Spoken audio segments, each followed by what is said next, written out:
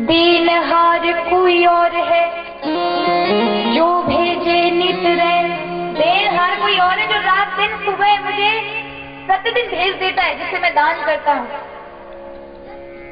देनहार कोई और है जो भेजे नित रैन, बाकी बल तू दान करूता से नीचे नैन। उसके बल से दान करता हूँ, इसलिए मेरे नैन नीचे रहते हैं।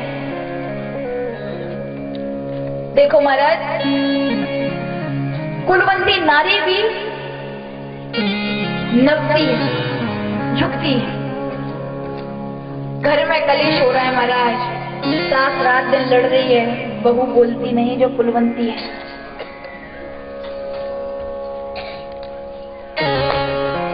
इसी तरह से महाराज मूर्ख व्यक्ति और सूखा पेड़ कभी नहीं झुकते, टूट जाएंगे और झुकेंगे नहीं।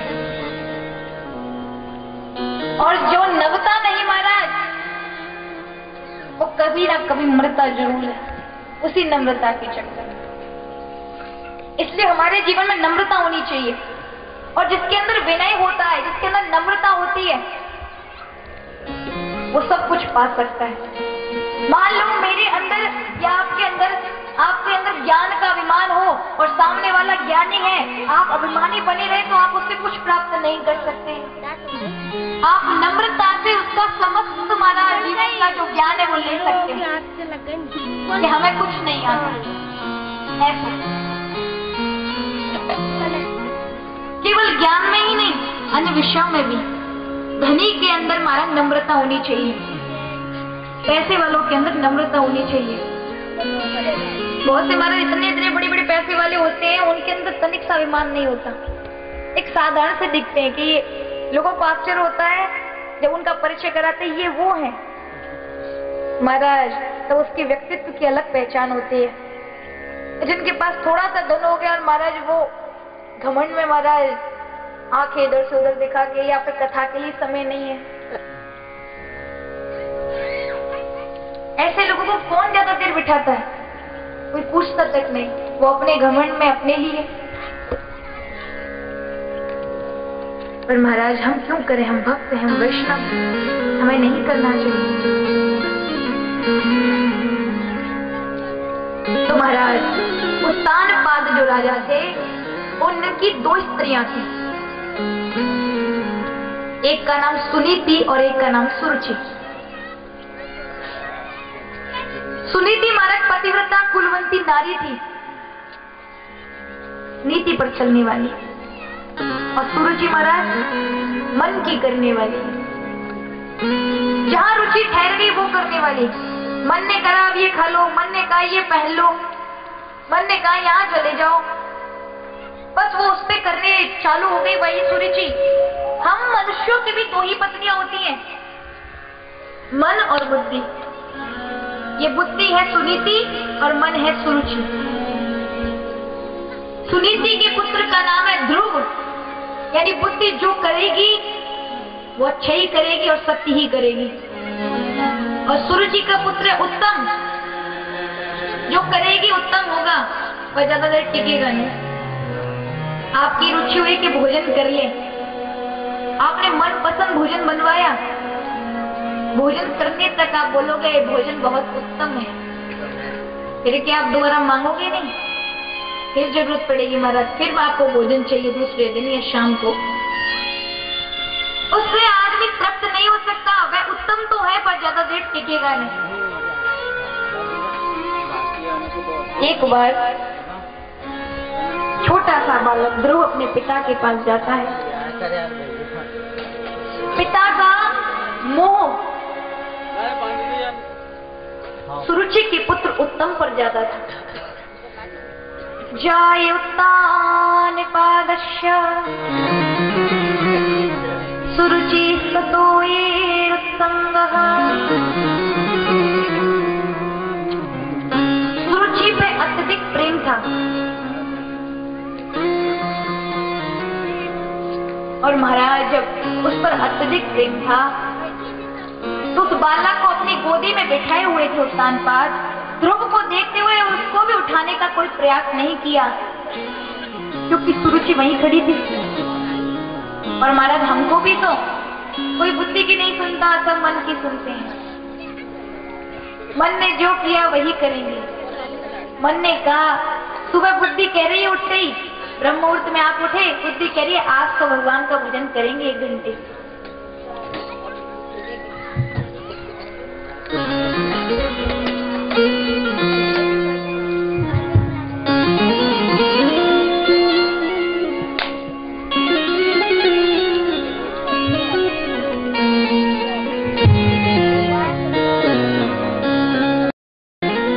बुद्धि कह रही है सुबह उठते ही, मन बना रही है, निर्णय कर रही है, भजन करेंगे आज, अच्छे ही काम करेंगे आज। भोजन करते समय, भजन करते हुए बनाएंगे।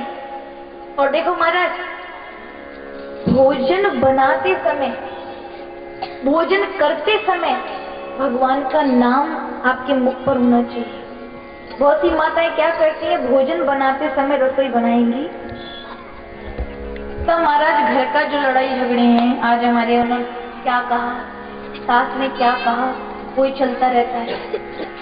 ये नहीं चलना चाहिए। जैसा खाओगे अन्न वैसा होगा मन।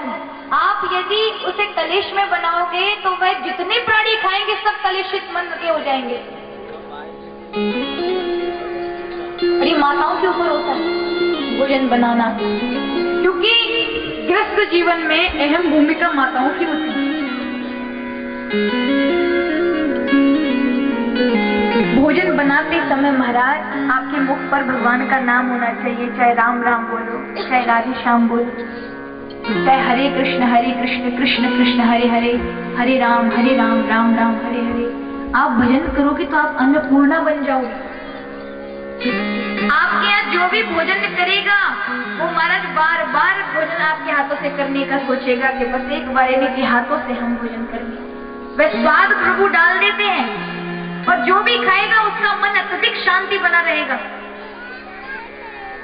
भोजन बनाते समय सब प्रथम थाली ठाकुर को लगनी चाहिए, दूसरी रोटी गाय को जानी चाहिए। ये हमारे नियम होने चाहिए जिससे घर में किसी प्रकार की कभी धन की, सुख की कमी ना आए।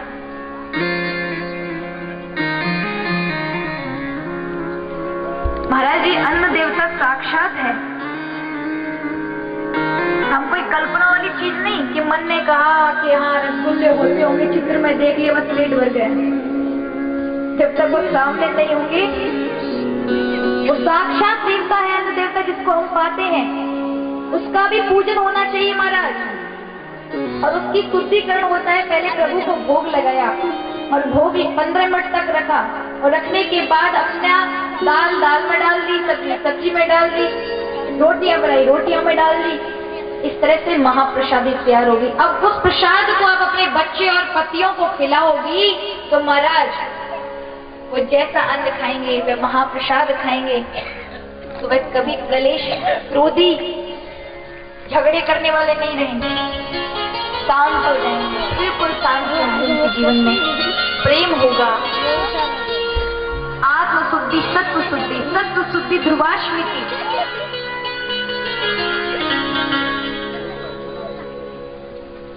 तो महाराज सुरुचि ने ध्रुव को पकड़ा, अलग कर दिया, कहा तूने मेरे गर्भ से जन्म नहीं लिया इसलिए तू गद्दी पर बैठने लायक नहीं है, जा। यदि बैठना चाहता है तो वन में तपस्या कर। और जब नारायण तपस्या जब वर देने आए तो उसने यही मांगना कि मुझे सुनीति सुरुचि के गर्भ में जन्म दे।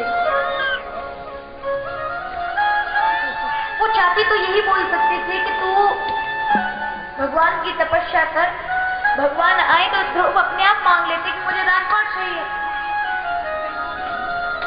सुरुचि ने महाराज भगवान की सत्ता को ललकारा था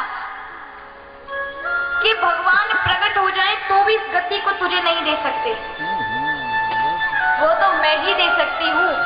उनसे भी तुझे यही वरदान मांगना पड़ेगा कि मुझे सुरुचि के गर्भ में भेज दो।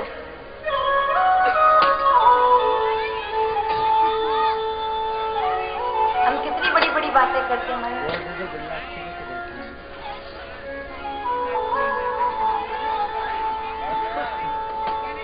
कहते हैं लोग